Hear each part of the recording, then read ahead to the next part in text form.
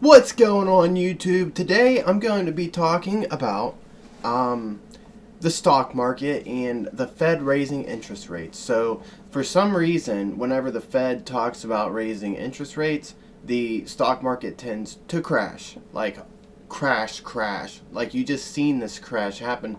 And what's crazy is like it started a little crashing in December 2021, the end of the year, and then as soon as 2022 hit, the stock market just goes way down, and the S&P went down about 7 to 8% at one point, and today the stock market is starting to rise back up a little bit. Okay, and we'll see here that on Robinhood, on my account, I am going back up in the green. So I guess the Fed is deciding to raise interest rates in about 60 days from now, and Robinhood's going back up. It's back up to 9%. It's up 9% today, and it's at almost $14 a share. Now, my average cost on Robinhood is $17 a share. So I'm thinking that maybe whenever my Robinhood stock, let's say that the Robinhood goes back up to $18 to $20 a share before they raise the interest rates. I'm a little bit nervous about the stock market falling again when they do raise the interest rates. So what I am thinking about doing is holding out for maybe Robinhood might go up to about $17, $18 a share. And if any of my stocks go up to what I paid for them, I'm thinking about selling out of them, except for Apple and except for some of the ETFs that I have. I'm not going to sell anything in my Roth IRA. I'm not going to sell anything in my checking account. No ETFs. I'm not selling any ETFs. The only way I would sell an ETF is so I can buy more Snapchat. Just kidding. No, I'm keeping my ETFs. Ford is doing good. You know, I bought Ford around $13.91 and it dropped back down. I was like, oh man, this is a bad buy. But you know what? That Ford, it shot way up. That's crazy. Because they started talking about electric vehicles, and you know, electric vehicles are the new thing right now. That's just a little update on what I might do. So let's see why why the stock market crashes when the Fed talks about interest rates. So the higher the interest rate, the less future money is worth today, and vice versa. Therefore, rates go up and stock prices go down. When the Fed cuts interest rates, consumers usually earn less interest on their savings. Banks will typically lower rates paid on cash held in bank certificates of deposits, CDs, money market accounts, and regular savings accounts. The rate cut usually takes a few weeks to be reflected in bank rates. So what happens is when they cut interest rates, you earn less interest on your money in your bank and in your CD. In general, when interest rates are low, the economy grows and inflation increases. Conversely, when interest rates are high, the economy slows and inflation decreases. Okay, so whenever the Fed raises the interest rates, it causes consumers to not spend as much money because they don't want to take out loans for a house or a car because, you know, like let's say they raise interest rates from 0% to 10%. The stock market is going to crash. Everybody's going to freak out, and nobody's going to want to get a loan on a house, and it will cause inflation to go down because people will start saving their money instead of spending it. So nobody wants to pay 10% interest on a loan for buying a house. Now, if you got a loan right now at 1 or 2% interest rates, and you have a fixed loan to where if they raise interest rates, your loan won't go up with the interest rates. Now, that is what you want to have. Now, if you have a non-fixed rate loan, then your interest rates can rise and fall, and you can get screwed over. So yeah, so the consumers spend less money. They don't want to pay high interest rates for their mortgages or prices. So what happens is whenever consumers start saving money, inflation falls, because nobody's buying anything and everybody's saving their money, so companies have to lower prices, and it should help out the economy. Some people think that interest rates increasing is going to help the banks, but really it's not going to help the banks, because right now everybody's getting loans because the interest rates are low, but there are still interest rates, so they're still making money off the loans.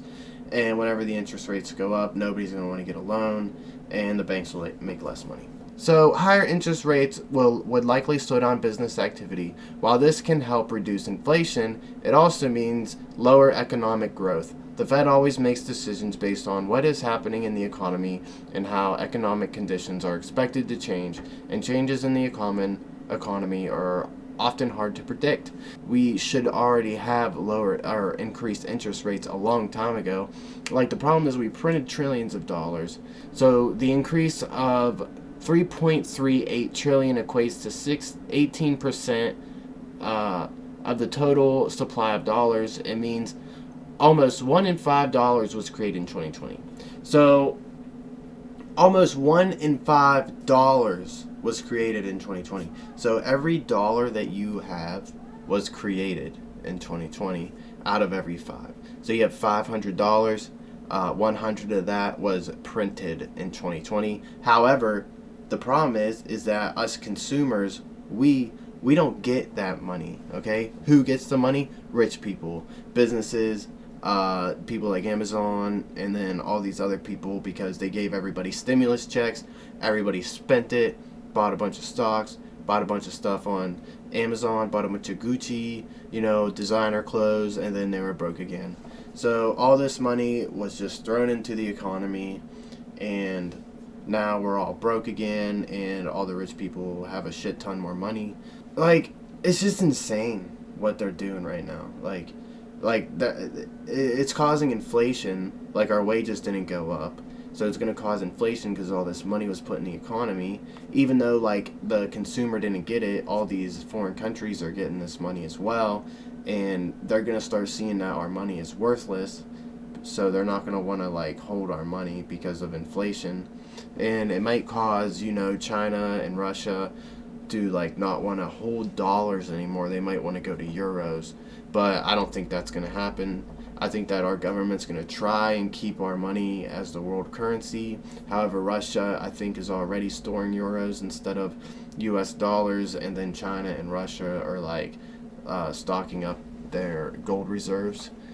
So, I mean, we do still have 75% of gold in gold reserves. I'm thinking if the stock market booms here in the next month or two, before the interest rates be increased, I'm going to try to sell out of most of the companies I'm invested in, other than like AT&T, and a whole bunch of other things. Like, all this stuff below Ford, I'm getting rid of all of it. Or no, below MU. Like, no, below Google. No, below AT&T. Sorry. Everything below AT&T I'm getting rid of, if it goes back to the price I paid for it. Because I don't want to lose money. And if it doesn't go back to the price I paid for it, I'm not selling it. I'm just going to keep it until it goes back to the price I paid.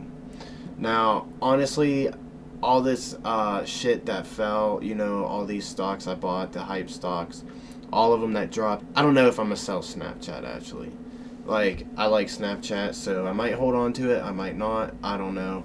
But everything else, it's out. Like SNDL, I had one chance to sell SNDL and I didn't. And IDEX, OGI, Mind Medicine, ALF, Wish, CXM, all this crap, I'm getting rid of it. It's gone. If it rallies back up, like, I don't even know what to do. Like, if it gets close to what I paid for it, because I don't think these companies are going to go back up anytime soon. Now, if it does, then that's awesome. If it doesn't, screw it, If it's like a company that I really don't want to hold, and it's like $1 under what I paid for it, and I don't think it's going to keep going up, or it gets close to the time they're going to raise interest rates, I'm going to sell.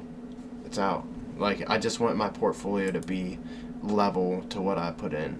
So I'm down $675, I could be at, like, if I would have put all my money into Apple, or like a good company, or even the S&P 500, I would be up a lot of money right now. But I decided to take a bunch of risks and put my money into crap, garbage, hype stocks. I would recommend that nobody does that. That's all I really got to say for today. You all have an amazing day. Like, subscribe, and I hope you enjoyed the video of me ranting and rambling. I don't know. Like, I'm still learning a lot about the stock market. I want to, like, learn everything. I want to learn by making videos, you know, like, making these videos helps me learn more about the stock market. Like, a year ago is when I started investing. I started investing in around February 5th. I made this account in 2019, but I started investing around February, and I didn't know anything. So I was just investing in these random companies, which made me look deeper into the stock market, which caused me to make even more shitty decisions because I was listening to stupid people. And now I'm listening to really smart, educated, like, financial people that know what they're talking about. And, you know, I feel so stupid for all the things I did. But, hey, I think it was the best decision I made, which was to learn about the stock market and how it truly works. And, like, if a stock just shoots up so fast, don't buy in, sell. If you're already in, sell it. If you see it shoot up, don't buy, because it's going to crash just as fast as it went up. You know, that's like the number one rule that I heard. It always crashes back down most of the time. I would say like 90% of the time. Like, if you see Wish shoot up to $50, it's going to shoot right back down. Like, you know, you shoot a bullet up in the air and it won't go into space, because if it goes into space, it's going to stay in space. But it comes back down to Earth, and it will consolidate around $2. But I don't know. I like making these videos because it, like, really helps me learn about the stock market, because it makes me look into things deeper, and, like, I need to know what I'm talking about too. Like, if I'm telling people things, I'm telling you guys things, I'm not going to give y'all bullshit information. I'm going to look into it, you know. I'm going to do my research, and then I make my video. Like, this video is kind of just a rant video, but we'll see what happens. Hopefully I can get out of some of these stocks that I bought, and y'all have a wonderful day. Thanks for watching the video. I gotta clean the house and stuff, so I've been, like, distracting myself. But, like, subscribe, have a good day.